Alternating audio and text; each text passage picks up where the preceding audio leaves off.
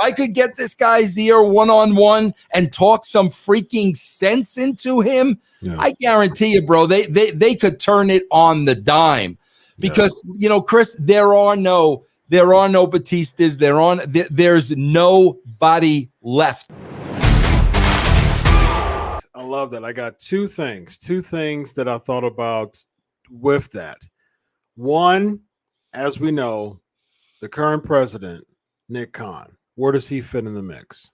I got to tell you, bro, I have a very strong ally at the WWE. I'll tell you who that ally is. He was always a big fan of mine. Bro, I was always a big fan of his. Kevin Dunn will never, ever say a bad word about Vince Russo because Kevin Dunn and those guys at the TV department, bro, they know what I did. They know what I did. I know what Kevin did. Yeah. I know the hard work they did. There was such a respect with me and TV, bro. And I think it's still there this day. I think that's why they contacted me to do this. I really do. Yeah. Bro, I honestly think from the moves we've seen, Nick Khan is all business. I can't believe for 1 second that Nick Khan would not want to hear out the guy who was the head writer during the time of I would be shocked. Yeah. I don't have a history with Nick Khan. I don't know Nick Khan. I'm talking about facts. Right. If Nick Khan is looking at, well, what the hell happened here between 96 and 99? We're like, what happened here? Yeah. And, bro, he would definitely be part of my story. That would definitely, all the players would be part of the story, bro. Yeah. That's the magic bullet that they would never, ever do in a million years. Yeah. It's intriguing. It really is intriguing to bring that type of corporates. I mean, you see that with corporations everywhere. Like you get executives, people jockeying for the position and trying to one up each other and stomp on each other's head. And Chris, here's the beauty of it. You got to understand this dynamic of it too. It's not the jockeying for the position.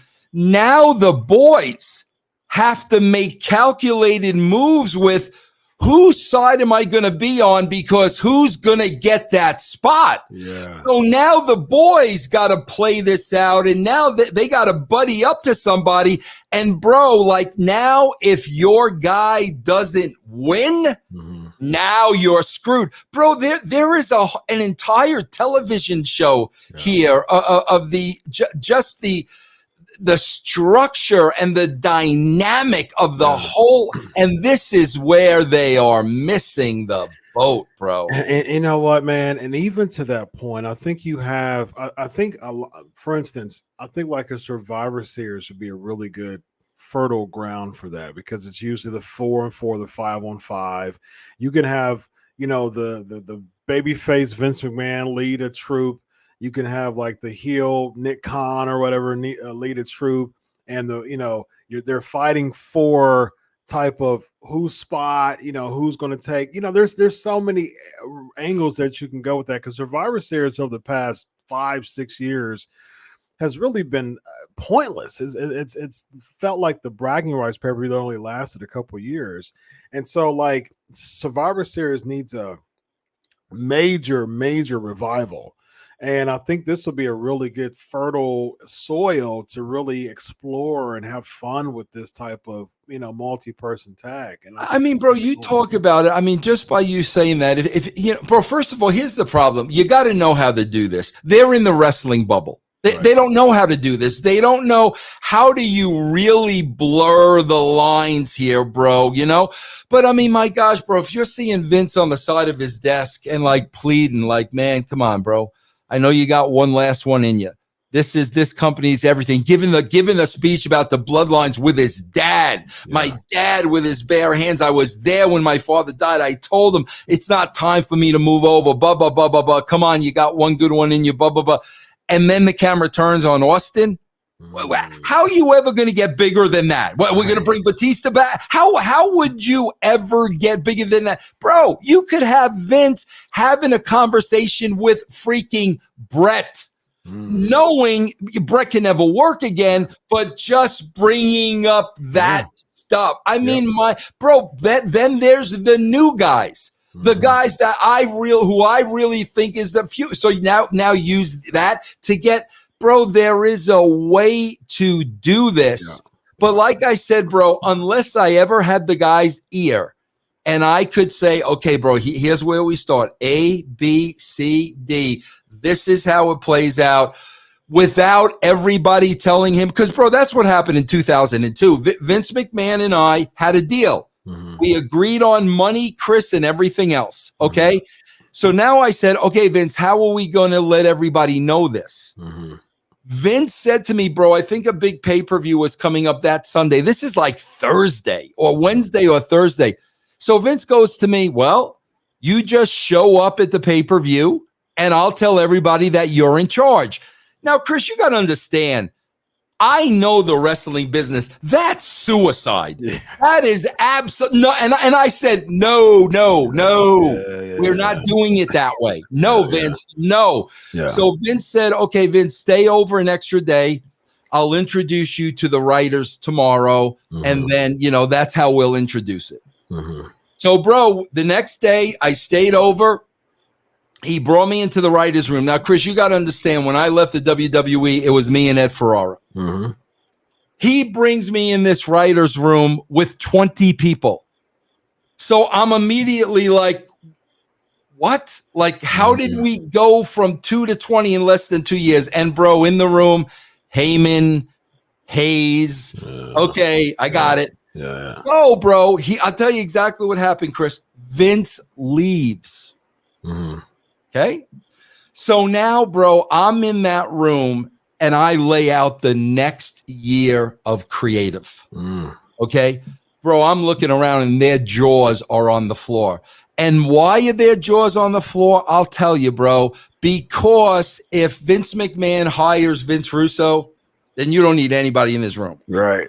Okay. Now, bro, you got to understand me. I know in my mind, the second I leave, they're burying me because they know if this guy gets the job, there's no need for us. But, bro, my mentality is, hey, bro, Vince, if you want to go with these guys, go with these guys. I mean, God bless you, So, bro, I knew the minute I left that room, I knew these guys were going to bury me to Vince.